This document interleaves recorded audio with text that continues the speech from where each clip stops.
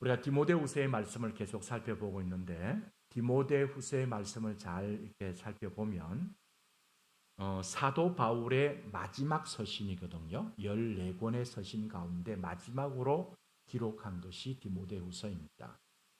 이 마지막 서신이라서 그런지 모르지만 이 디모데후서는 그 내용의 분류상 목회 서신입니다. 디모데전서, 후서, 디도서 이렇게 세 권이 목회 서신인데 목회 서신인데도 불구하고 사도 바울의 개인적인 이야기들이 많이 기록되어 있습니다.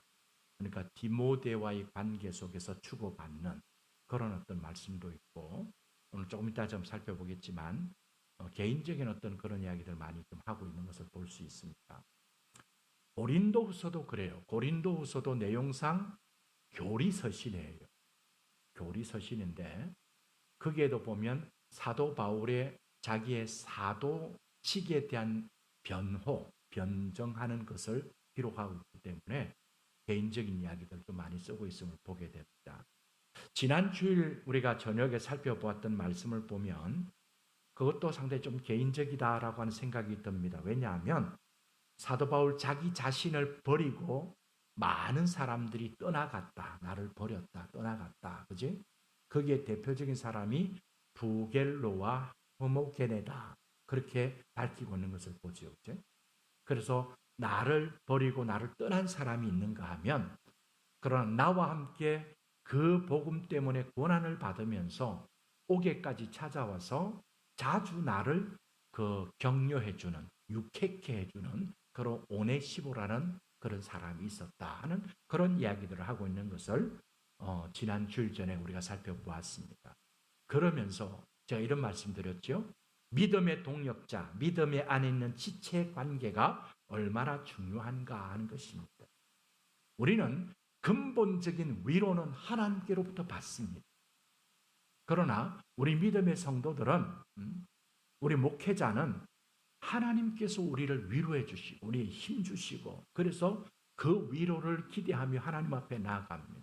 그러나 공동체 안에서는 우리에게 허락하신 믿음의 지체, 동력자들이 서로 위로하고 서로 격려하는 것이 너무 중요합니다. 그죠? 그래서 사도 바울이 보세요. 오네시모로가 우리가 살펴본 것처럼 그 바울의 사역을 돕다가 죽은 것으로 보아지는데 그럼에도 얼마나 참 자기에게 큰 위로와 힘이 되었다 하는 것을 말씀하고 있는 것을 우리가 지난번에 살펴보았죠.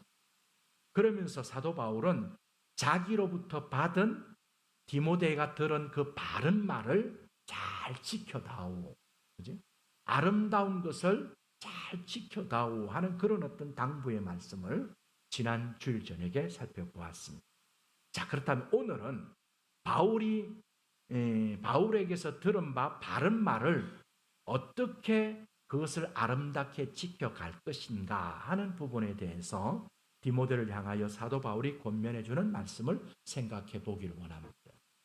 지난 주일에 내게 들은 바른 말을 잘 지켜라. 그리고 내게 받았던 그 아름다운 것을 잘 지켜라 했는데 어떻게 잘 지킬 것인가 하는 문제가 오늘 말씀의 내용입니다. 여러분 오늘 말씀을 준비하면서 이런 생각이 들었어요. 하나님께서 우리에게 맡겨주신 귀한 사역, 그 사명을 감당해 가는 데 있어서 우리들이 우리의 몸을 돌보지 않고 우직하게 정말 충성스럽게 그 일을 감당하면 되지 않느냐 막 그렇게 넘어갈 수 있습니다. 뭐 다른 거 있겠느냐 하는 거죠. 우리가 열심을 가지고 내 몸이 어스러지는 어떤 그런 한이 있어도 주님 앞에 내 몸을 다 드리면서 내게 하나님께서 주시는 그 힘 가지고 열심히 하면 되지라고 그렇게 이야기할 수 있을 것입니다. 그러나 여러분 우리가 말씀을 살펴보면 특별히 예수님께서도 그렇게 하셨지만 그러나 예수님께서 펼쳐가셨던 사역을 보면 꼭 그렇게 몸으로만 막 온 힘을 다해서 하는 것이 아니라 예수님 나름대로 그 사역에 전략이 있었다는 것을 우리가 발견할 수 있습니다. 그 예수님께로부터 부름을 받아서 이방의 사도가 되었던 그래서 죽음을 무릅쓰고 그리고 지금 이 디모데후서를 쓰는 마지막 순간에도 감옥에 갇혀있는 사도 바울이 주님께서 맡겨주신 그 사역을 감당하는 데 있어서도 그냥 막 무조건 우직하게 한 게 아니라 나름대로 사도 바울이 가지고 있던 그 사역의 전략이 있었다는 것을 우리가 말씀 속에서 발견할 수 있습니다. 여러분, 그러기에 목회자가, 교회가 주님께서 우리에게 맡겨주신 귀한 사역을 해갈 때에 중요한 것이 있습니다. 그 중요한 건 첫째는 뭐가 있냐면 성경적인 바른 목회 철학이 있어요. 철학. 이 철학이라는 거가 무슨 말이냐니까 왜 우리가 교회 안에서 정말 주님을 위한 그 사역, 우리가 그 어떤 미션을 감당하느냐 하는 그 문제. 여러분, 이것은 교회가 존재하는 목적, 이유. 아까 오늘 오전에 그랬죠. 우리 주님께서 교회를 세우신 그 주님의 뜻, 그 어떤 목적, 이것을 분명히 하는 것입니다. 분명히. 이 목회 철학이 분명해야지 목회자가 이것 했다, 저거 했다, 막 왔다 갔다 하지 않아요. 분명한 어떤 우리가 해야 될 어떤 그 목적과 목표와 방향성이 정해지. 여러분, 그거 없으면 많이 흔들려요.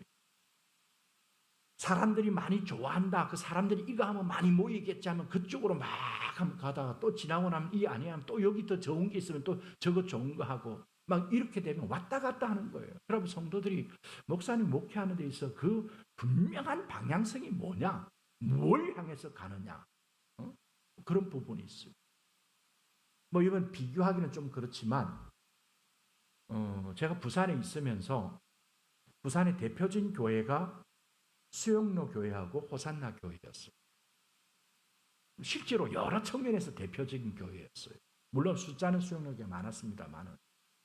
근데 수영로 교회는 제가 이렇게 표현하는 것이 조금 맞지 않을는지 모르겠지만 제가 느끼면 그랬어요.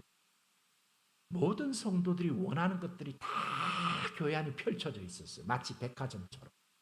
그러니까 원하는 것은 원하는 대로 자기들이 들어가서 훈련받고 자기들이 뭐 이렇게 배움을 받을 수 있는 그런 것들이 다 설비가 돼 있어요.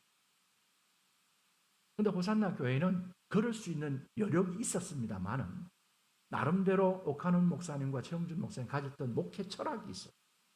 그 목회 철학을 한마디로 이야기하자면 예수님께서 12제자를 부르시고 그 제자를 통해서 그들을 훈련시키고 난 다음에 주님이 십자가를 통한 구속 사역을 이루시고 승천하시면서 그들에게 완전히 사역을 위임해 주신 것처럼 교회 안의 성도들을 정말 예수 그리스도를 닮은 작은 예수로 정말 세워서 그들을 통하여 교회 안에 많은 사람들을 복음도 전하고 그들을 불러와서 그들을 다시 잘 양육시키고 재생산시키고 그래서 영적으로 건강한 성도 한 사람 한 사람이 말씀으로 신앙으로 바로 세워지는 그런 어떤 방향을 해서 나가고 그랬습니다.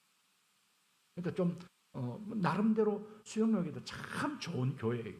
그리고 부흥과 하나님 역사들이 많이 일어났던 교회예요. 제가 섬겼던 14년 가까이 섬겼던 교회는 호산나교는 호산나 교회대로 그렇게 있었습니다. 그 중요한 것은 정말 교회와 그 목회자가 성경적인 목회 철학이 무엇인가 하는 것이 중요해요. 그리고 그 목회 철학에 근거해서 어떻게 그 사역을 펼쳐갈 것인가 하는 그 목회 전략, 그것도 중요하다고. 어떻게 이번 단계에서는 이걸 하고 그번 단계 어떻게 하고 그 성도들이 많아지게 되면 어떻게 하고 하는 이런 어떤 로드맵이 있어야 돼요. 여러분, 사도 바울도 그런 부분들을 볼 수 있습니다. 자, 먼저 골로새서 1장 29절 한번 보십시오. 같이 한번 읽어볼까요? 1장 29절 시작. 이를 위하여 나도 내 속에서 능력으로 역사하시는 이의 역사를 따라 힘을 다하여 수고하노라. 사도 바울이 자기의 어떤 목회 전략을 이야기하면서 이 부분을 지금 이야기합니다. 내 속에서 능력으로 역사하시는 이가 누굽니까? 저와 여러분 속에서 역사하시는 분이 누구예요? 성령님이잖아요. 성령. 그렇지? 내 속에서 능력으로 역사하시는 이 성령의 역사를 따라. 그러니까 여러분, 우리는 어떤 사역을 하더라도 우리 안에 계시는 성령의 놀라운 역사가 있지 않고서는 어떤 일도 감당할 수 없습니다. 어떤 일도 감당할 수 없어요. 여러분, 우리의 힘으로 한다고 되는 게 아니잖아요. 성령께서 우리 안에 계속 동기부여를 허락해 주시고, 또 내가 애쓰고 힘써서 해도 지치지 않도록 하나님의 은혜를 주셔야 되고, 그 어떤 일들을 우리가 할 수 있어가 아니라 우리는 할 수 없지만 성령의 역사하심으로 우리는 그 일을 감당할 수 있습니다 하는 믿음으로 갈 수 있는 계속 하나님의 힘의 공급이 있어요. 그런데 사도 바울은 이렇게 말합니다. 그것만 있는 게 아니라 뭐라고요? 그 내 속에서 역사하신 이의 역사를 따라 자기는 어떻게 한다고요? 어떻게 한다고요? 힘을 다하여 수고한다. 생각이 좀 붙던 나네요. 제가 고신신학대학교 다니면서 그때 이제 저희 집사람이 우리 교회 반주자로 와가지고 그때 교제하고 이제 결혼까지 하게 됐어요. 그때 학교 선배니까. 제가 1학년 때 3학년이고 제가 2학년 때 4학년이었어요.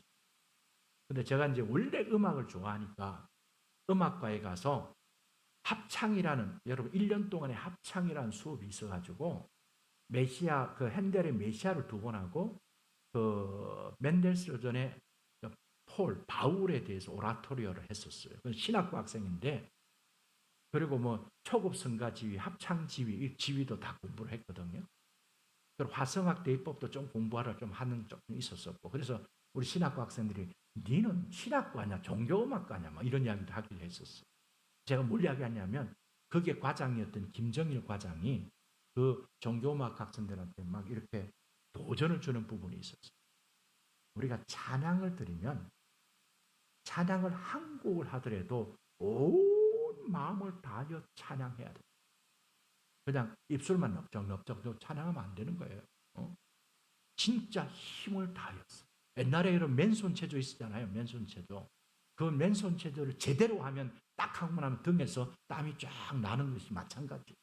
그런데 그 운동도 그런데 우리가 하나님 앞에 찬양하는데 내 온몸은 다 힘 빠져 있는 가운데서 그러면 안 된다는. 그러니까 우리가 무엇을 하든지 사도 바울은 그러잖아요.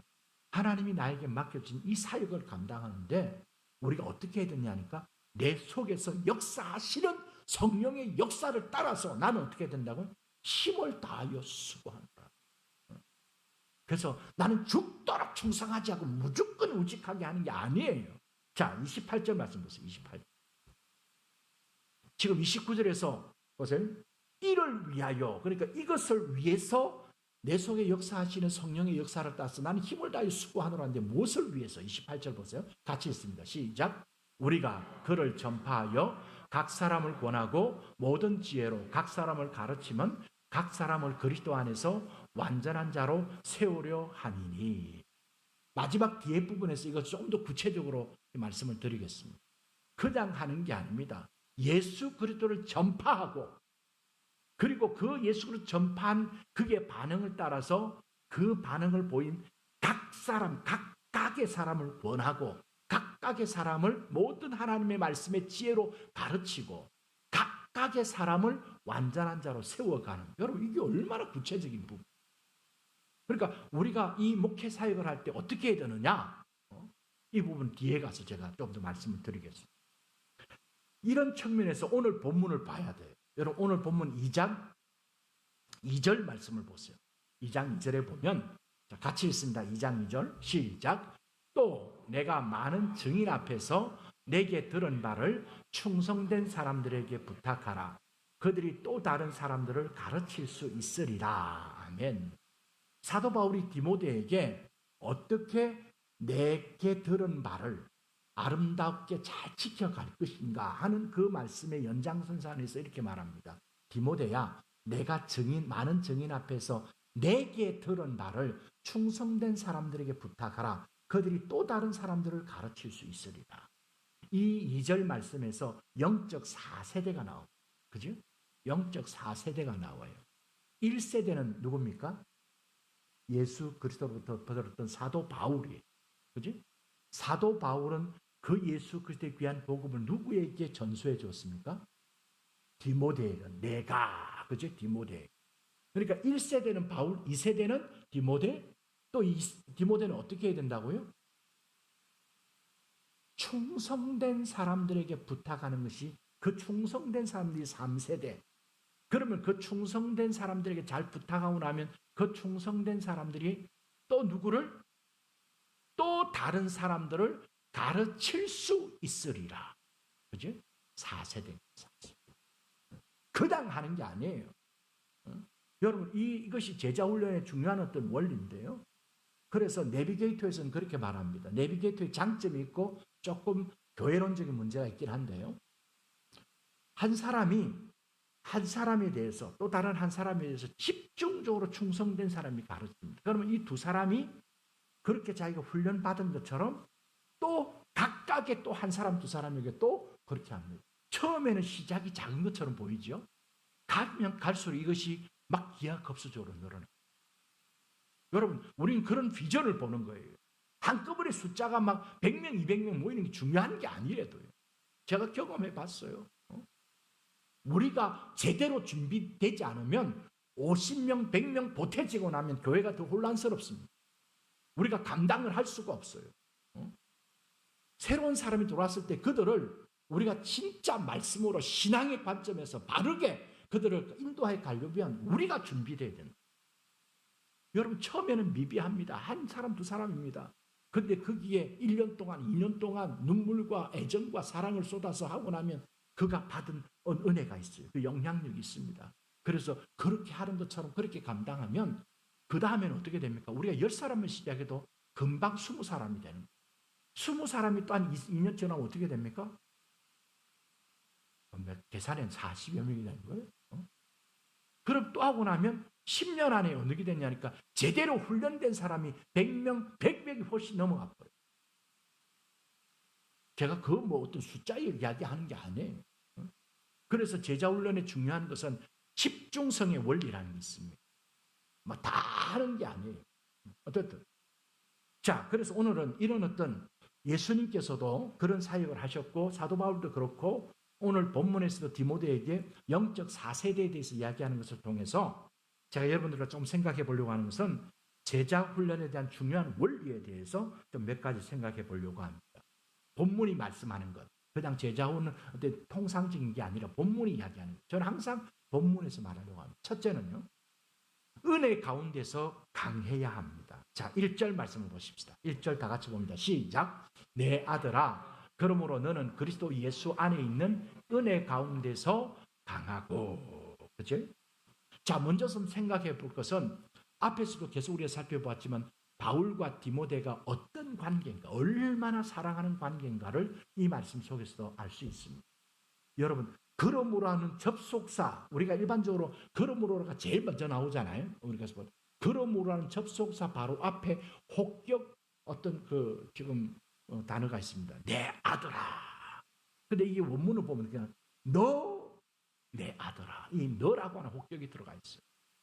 이 말은 무슨? 너는 내 아들이야. 그러므로 이렇게 들어가요. 그러니까 지금 아들아 내 아들아 한 것이 그냥 부른 게 아니라 너무너무 사랑하는 자기 아들을 지금 부르는 그런 이 호칭 속에 담겨있는 그 느낌을 우리가 읽어야 돼. 바울이 디모데를 너는 내 사랑하는 아들이야. 그러므로 이렇게 이야기하죠. 여러분 뭘 이야기하고 있냐니까 디모데야 너는 내가 정말 사랑하는 내 아들인데 그러므로 너는 그리스도 예수 안에 있는 은혜 속에 은혜 가운데 뭐하라? 은혜 속 가운데 강하라. 강하라. 그렇게 지금 이야기하고 있는 것을 보게 됩니다. 사랑하는 성도 여러분, 우리가 주 안에서 우리가 믿음 안에서 하는 모든 일에 있어서는 이 은혜 가운데 강하지 않고서는 안 됩니다. 자기 열심으로 어느 정도 할 수 있어요. 어느 정도 할 수 있어요. 그러나 자기 열심으로 하다 보면 어느 순간 가면 지치기 시작합니다. 번아웃 됩니다. 왜? 내가 계속 할 수 있는 추진력이 내 안에서 일어나지 않잖아요. 아까도 말한 것처럼 내 속에서 역사하시는 이의 역사를 따라하는 것처럼 사도 바울은 은혜 가운데서 우리가 강해져야 한다. 여러분 그런 소원을 가질 수 있길 바랍니다. 나는 가지고 있는 거 특별한 거 없어요. 돈이 많은 것도 아니고 이제 우리 성도님들은 나이도 이제 드실 만큼 드셨고 뭐 뭐 할 수 있는 건 없지만 그러나 하나님의 은혜 가운데 내가 강해져 가기로. 여러분 이런 소원이 있으면 하나님께서 우리 연세가 드신 우리 어르신이라 할지라도 하나님께서 은혜를 부어주세요. 하나님의 말씀을 듣고 기도하며 날마다 하나님 앞에 나오는 그 10년 가운데 하나님의 은혜가 채워지기 시작합니다. 여러분 내가 뭔가를 하려고 하면 제가 교사를 지금 좀 하자고 자꾸 이렇게 찾아다니면서 권면하는데 대부분의 사람들이 그렇게 말해요. 나는 그거 감당할 자격이 없습니다. 심지어는 그래요. 우리 권사님들도 신앙생활한 지가 지금 4, 50년 안 됐습니까? 어제? 이 한별교회만 해도 지금 40년이 넘었는데. 만약에 나중에 이렇게 강단에 올라가서 기도하라면 안 합니다, 목사님. 뭐 내가 못합니다. 막 그러더라고요. 그리고 어떨 때 좀 준비가 안 됐으면 꼭 해야 됩니까? 이번에 안 했으면 좋겠는데. 그래서 주일 저녁에 기도하러 안 나오시면 그렇게 안 나온 건 아니겠죠? 아니겠죠? 여러분, 그런데 하나님께서 나에게 주시는 은혜 속에 내가 점점 강해지면 어떤 일을 할 때에도 내 인간적인 어떤 염려, 불안함 이런 것이 없어요. 없다고요. 또 그런 은혜가 있어야만이 은혜 속에 강해야만이 그 일들을 감당할 수 있다고. 그런데 이 말씀을 보면요. 의미적으로 은혜 가운데 강하라고 하는 것은 수동태적인 의미예요. 내가 은혜 속에 내가 강해지는 게 아니라 은혜로 인해서 내가 강하여지는 거예요. 강하여지는 거예요. 여러분 기억하세요. 내가 은혜 속에 한번 해봐야지 하는 게 아니라 어떻게 된다고요? 예수 그리스도 안에 있는 은혜입니다. 여러분 그리스도 예수 안에 있는 은혜가 뭡니까? 예수 아까 우리 김영훈 선생님 기도하신 것처럼 정말 우리는 영 죽었던 자들입니다. 억만 죄악 가운데 소망이 없었던 자들입니다. 그런데 그리스도 예수께서 우리에게 너무도 놀라운 은혜를 베풀어 주셨어요. 그래서 우리의 은혜라고 하는 이 카리스라는 이 단어는 하나님께서 그리스도를 통하여 우리에게 베푸신 그 구원과 그 놀라운 사랑 안에 있는 게 바로 은혜입니다. 은혜는 다른 게 아니에요. 여러분들이 은혜란 단어를 쓸 때마다 꼭 기억해야 됩니다. 내가 은혜라고 말할 때 그 은혜는 하나님께서 나 같은 자를 그리스도 예수 안에서 우리에게 구원해 주시고 그 그리스도 안에서 놀라운 은총과 복을 받을 수 있는 유업 기업자로 우리를 부르셨다. 이거예요. 여러분 그 은혜 가운데서 내가 어떻게 됩니까? 그 은혜로 강해져 가는 거예요. 강해져 가는. 여러분 그러면 어떻게 됩니까? 내가 어떤 능력을 발휘하고 내가 뭘 받아내는 게 아니라 우리는 하나님 앞으로 날마다 나아가야 돼요. 예수 그리스도의 그 은혜를 우리가 날마다 더 입어야 돼요. 그 은혜를 깊이 깨달아야 돼요. 그 은혜를 깊이 맛보아야 돼요. 여러분 그러면 어느 순간에 내가 은혜 가운데서 강해져 갑니다. 강해져. 여러분 제자훈련을 해도요. 이 은혜 가운데서 강해지는 제자훈련이 아니면 해도 아무 소용이 없습니다. 여러분도 여러 훈련들을 받아봤겠지만 저도 훈련시켰습니다. 저를 돌아보면서 저도 스스로 자책할 때가 있습니다. 어떤 제자훈련 교재 하나 떼는 것이 제자훈련 끝난 것이 아닙니다. 어떤 성경 공부 과정 하나 마쳤다고 해서 그것이 성경 공부를 다 한 거 아니란 말이에요. 여러분 제자훈련을 해보면요. 제자훈련을 은혜 속에서 은혜 가운데서 하지 않으면 제자훈련 한 것이 잘못될 가능성이 있어요. 왜 잘못되는 가능성인 줄 아세요? 해봤다는 거예요. 난 했다는 거예요. 안다는 거예요. 결국 제자훈련하고 그렇게 하는 목적이 뭡니까? 내가 내 자아가 깨어지고 예수 그리스도를 닮아가는 주님을 배우고 주님처럼 살아가려고 하는 이게 목적인데 그 목적은 없고 내가 그 코스 마쳤다. 내가 그 수료증 받았다. 심지어 학사모까지 써가면서 사진도 찍었다. 뭐 이렇게 끝나는 거예요. 여러분 제자훈련도 그렇습니까? 찬양대도 그렇습니까? 모든 봉사에서 은혜 가운데서 강하여져야지 그 다음 할 수 있는 거예요. 여러분 보세요. 오늘 1절과 2절의 문맥을 한번 연결해 보세요. 내가 사랑하는 아들 디모데야. 너는 내 사랑하는 아들이야. 그러면 첫 번째 권면하고 당부하는 게 뭡니까? 그리스도 예수 안에 있는 은혜 속에 강해져야 돼. 그리고 뭐라 말합니까? 내가 많은 증인 앞에서 내게 들은 말을 충성된 사람들에게 부탁하라. 그러면 그들이 또 다른 사람을 가르칠 수 있으리라. 이 귀한 목회를 이루어가는데 제일 먼저 뭐가 전제된다고요? 그리스도 예수 안에 있는 은혜 속에 강해져야 합니다. 바라기는 저와 우리 모든 한별교회 성도님들이 날마다 하나님이 우리에게 베푸시는 그 하나님의 풍성하신 은혜를 통해서 은혜 가운데 점점 더 강해져가는 저와 여러분 되어줄 수 있기를 간절히 축원합니다. 아멘 좀 크게 하십시다. 아멘 할 만하잖아요. 그죠? 두 번째는 이 제자훈련이 가지고 있는 비전을 바라보아야 합니다. 자, 2절 다시 보시면 2절을 보면 또 당부하는 두 번째 당부하는 게 뭡니까? 내게 들은 바를 누구에게 부탁하라고요? 충성된 사람들에게 부탁하라. 이게 제자훈련의 두 번째 원리입니다. 어떻게 제자훈련을 해갈 것인가? 충성된 사람들에게 부탁하라 하는 것입니다. 사도 바울이 지금 복음을 전하고 이 디모데가 사도 바울에 이어서 에베소 교회를 목회하는데 많은 사람들이 있었을 거예요. 그죠? 근데 지금 바울이 디모데에게 뭘 당부하고 있냐니까 디모데야, 내가 많은 증인들 앞에서 내게 들은 바를 모든 사람이 아니라 충성된 사람들에게 부탁하라. 그러면 그렇게 하면 그 충성된 사람들이 또 다른 사람들을 가르칠 수 있어. 디모데 네가 자꾸 하는 게 아니고 디모데 너는 충성된 사람들에게 부탁하라는 말 속에 다 들어있거든요. 그렇게 하면 그 충성된 사람들이 디모데로부터 하나님 말씀을 통해 훈련받은 그 충성된 사람들이 또 다른 사람들을 가르치는 이런 어떻게 이어가야 돼요. 여러분 저는 그렇게 생각해요. 물론 목회자는 모든 부분에 있어서 종합적으로 그것이 어느 정도 준비되어 있으면 참 좋습니다. 참 좋아요. 그러나 제가 이 목회 철학을 가지면서 가진 생각이 있어요. 여러분 우리 성도들이 살아가는 삶은 다양한 삶이 있잖아요. 그죠?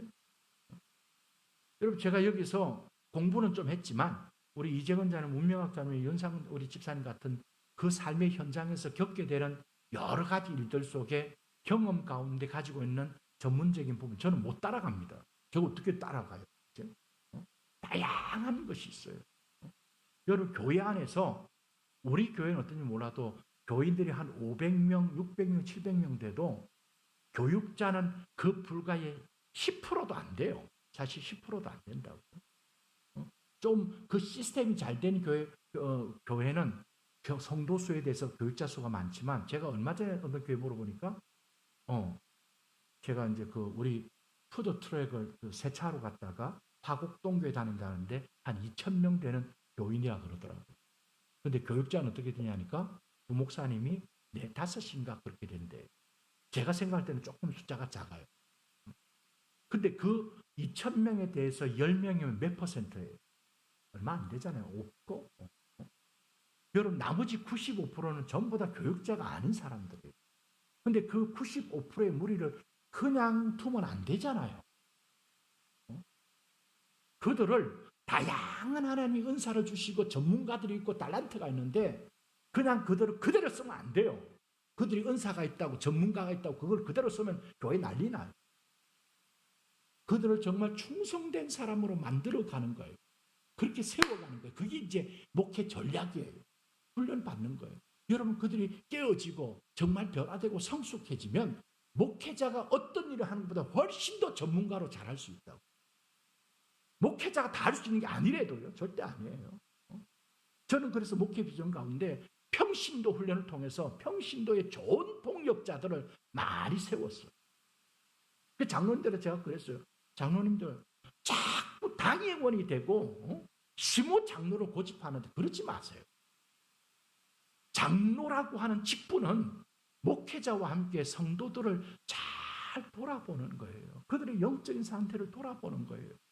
사역을 맡겼지 행정적인 가지고 목사하고 입씨름하고 자꾸 그렇게 하자고 그렇게 장로의 역할이 아니라 오히려 그 장로님들을 잘 함께 훈련해서 성도들을 바라볼 때 눈물이 있고 기도하고 뜨거운 마음이 있고 사랑하면 그 장로들과 함께 목사님이 다 쫓아다니면서 안 해도 되잖아요.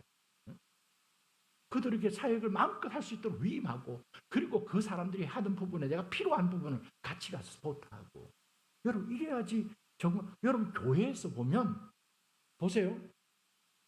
성경의 교회를 머리 대신 예수 그리스도, 우리 모두는 뭐예요? 우리 모두는 다 몸의 지체예요. 목회자가 머리입니까? 아니죠. 주님이 머리죠. 우리는 함께 협력하는 거예요.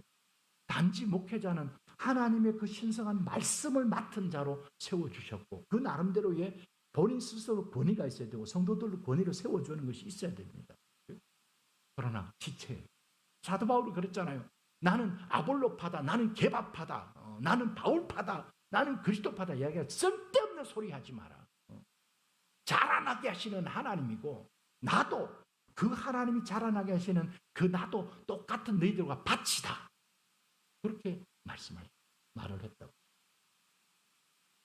여러분에게 부탁하라고 하는 것은 다른 의미가 아닙니다. 사도 바울이 그리스도로부터 받았던 그 귀한 생명의 복음의 말씀을 그 디모데에게 때로는 구체적인 가르침을 통해서, 그러나 어떤 것보다도 바울은 자기의 삶을 통하여 디모데에게 보여줬을 거예요. 이 디모데하고 바울이 만났던 게 루스드라에서 만났어요. 루스드라에서 만났는데, 그 루스드라에서 어떤 일이 있냐니까, 그 비루들, 깡패들이 와가지고 돌로 이 바울을 쳤어요. 그래서 돌에 맞아서 학자들 이야기는 거의 죽었다고 봐요. 그래서 죽은 줄 알고 그 시신을 성 밖에다가 던져버렸어요. 그래서 사람들이 진짜 죽었나고 둘러서 있는데, 하나님이 다시 일어날, 알지요? 성경 이야기 알죠 지금? 일어나게 하고 나면 어떻게 한 거예요? 다시 그 성으로 들어갔어요. 그 모습을 디모데는 다 봤을 거예요. 그리고 그 디모데와 함께 하면서 바울이 많은 고난과 고초성에서도 끝까지 고난과 함께 복음을 붙들고 가는 모습을 디모데가 보았어요. 여러분, 이게 다 부탁하는 거예요. 부탁하는 거예요. 충성된 사람들, 여러분, 충성된 사람이라는 것은 여러분, 그 사람들이 능력자든지 어떤 전문가든지 뛰어나든지 뭐 많이 안다든지 이게 아니에요. 충성이라는 것은 오늘 오전에 그랬잖아요. 성령의 열매가 중요한 부분이에요. 이 한자 그대로 풀자면 충이 뭡니까? 충자 안에 이 가운데 충자의 마음 심자잖아요. 그죠? 충자가. 진짜 내 마음이 주님께로 딱 중심이 가 있는 거예요. 그 사람이 뭐 완벽하다든지 대단하다든지 아니에요. 그게 아니에요.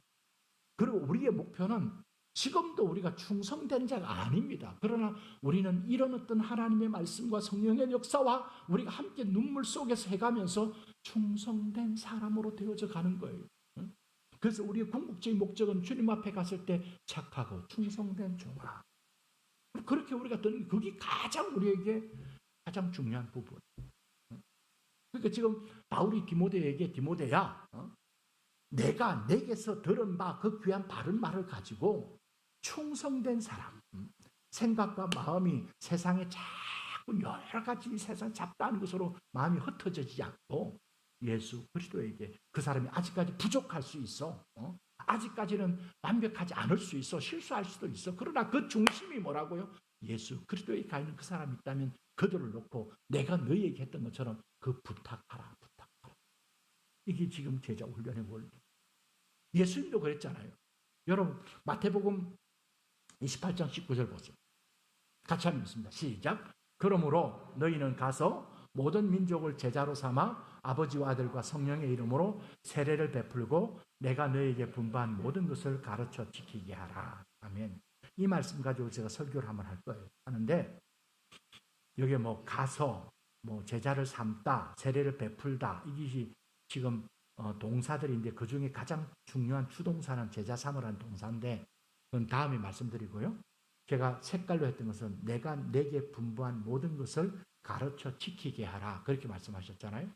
우리 한글 번역에서는 가르쳐 지키게 하라지만 원문의 내용을 보면 지킬 때까지 반복해서 계속 가르치라. 무슨 의미인지 알겠어요? 왜 훈련이라는 게 필요하느냐? 여러분, 훈련이라는 영어 단어가 디스플린이에요. 디스플린. 근데 이 디스플린에서 디사이플이라는 제자가 나오는 거예요. 제자. 그러니까 예수님께서 하신 말씀, 내가 내게 분부한 모든 것을 시킬 때까지 계속 반복해서 계속 가르치는 거예요. 반복 교육이에요. 뭐 할 때까지 궁극적인 목표는 지키는 거예요. 아는 게 아니에요. 많이 알고 있는 거 아니라 그 가르쳐 한 말씀을 내가 예, 그 말씀 아멘 하고 순종하며 지키는 거예요. 여러분 이게 바로 부탁하는 거예요. 부탁하는 거예요. 그 충성된 사람이 그렇게 부탁하면 그 충성된 사람들이 또 다른 사람들을 가르칠 수 있어요. 많은 목회자들이 두려워합니다. 성도들을 자꾸 키워놓으면 안 된다. 오카노 목사님 평신도를 깨운다 그렇게 슬로건을 붙였어요. 그랬더니 많은 목회자들은 뭐라고 하는지 아세요? 안 그래도 시끄러운데 왜 깨배가지고 막 시끄럽게 더 만들냐 이렇게 말을 했어요. 아니란 말이에요. 제가 경험한 바에 의하면 호산나 교회 정준 목사님 오실 때 그 해에 제가 부름받고 와서 13년 4개월 하다가 미국 갔는데 그 기간 동안에 제가 봤어요. 그 중에는 새로 전도해가지고 제가 맡은 교구에 신방 다닐 때 제일 먼저 첫 번째 신방 가서 오늘 나오는 글을 전파하며 라고 되어 있는데 전도 폭발을 합니다. 우리는 꼭 그렇게 하게 했어요. 그분이 장로님이든 권사님이든 제가 이제 새가족반 5주 코스 설교하게 되면 일과가 유일한 구원자 예수 그리스도 그 부분에 대해서 설교할 거예요. 그때 내가 똑같이 할 겁니다. 정말 복음에 대해서 다시 한번 정확하게 복음 제시를 해요. 그리고 그 복음 제시에 대하여 내가 예수님을 분명히 고백하는가 이런 부분들을 확인합니다. 그러면서 그런 과정을 겪어서 전도되는 사람들인데 4년, 5년, 6년 지나면서 그분들이 제자훈련, 사육훈련 받으면서 자라면서 이제 순장이 다락방 순장이 돼 있어요. 나중에 제가 볼 때 미국 갈 때 보면요. 얼마나 충성스러운 이분들이 된지 몰라요. 제가 지금도 잊지 않는 제가 제자훈련했던 그 김종주 지금은 평신도 자비랑 선교사님. 우리 호산나교에 오게 된 것이 사람이 참 좋아요. 좋은데 이 무역업을 하다 보니까 비행기 타고 다니면서 좋은 데 다녔어요. 그러다가 가장 사랑하는 딸인데 자기가 담배 피다가 담배로 그 여자아이 얼굴 살짝 찢은 거예요. 그게 아빠로서 너무 가책이 돼가지고 내가 왜 이런 일이 있었느냐. 내가 신앙생활 똑바로 하지 못해서 그렇게 됐다 하고 호산나 교회로 옮겨왔어요. 그래서 거기에서 저하고 만나서 같이 했는데 저는 얼마나 제가 이제 미국 떠날 때 그분이 순장에 대해서 이제 다락방을 맡았는데 나중에 들어오니까 제가 알아요. 그 남자 다락방 순원 가운데 술 중독이 돼 있어요. 부인하고 이혼하려는 직전이었고 그 부인이 너무너무 괴로워하는데 이 형제가 제가 제자훈련 김종주 그분한테 아침인데도 소주 2병을 추리닝에 이렇게 꽂고는 순장님 하고 찾아오는 거예요. 그 김종주 그분한테. 아침부터 그래요. 소주를 2병 꽂고는 그렇게 찾아와요. 그런데 이 김종주 다 받아줘. 나중에 제가 들으니까 그 술 중독자가 정말 변화되고 새로워져서 제자훈련 받고 그도 순장까지 나 이런 이야기를 제가 직접 다 알아요. 그러면 제가 그래서 저보다 훌륭하다.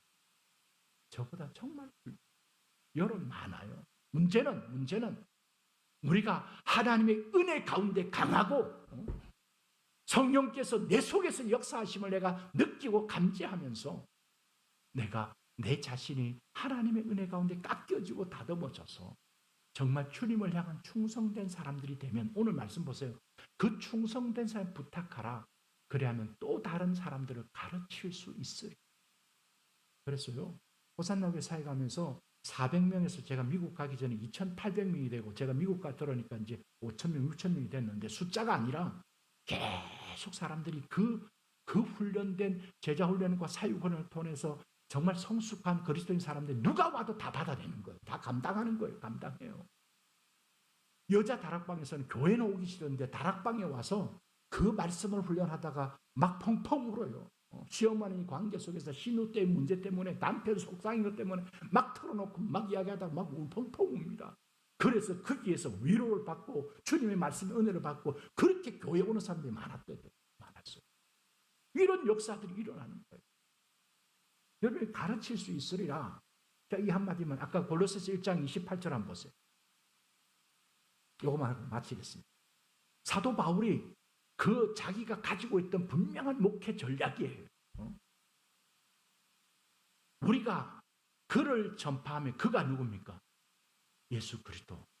그러니까 여러분 우리가 이 목회를 할 때 제일 첫 번째 뭐가 있냐면 분명한 예수 그리스도 복음에 대한 선포가 있어야 돼요. 전파가 있어야 돼요.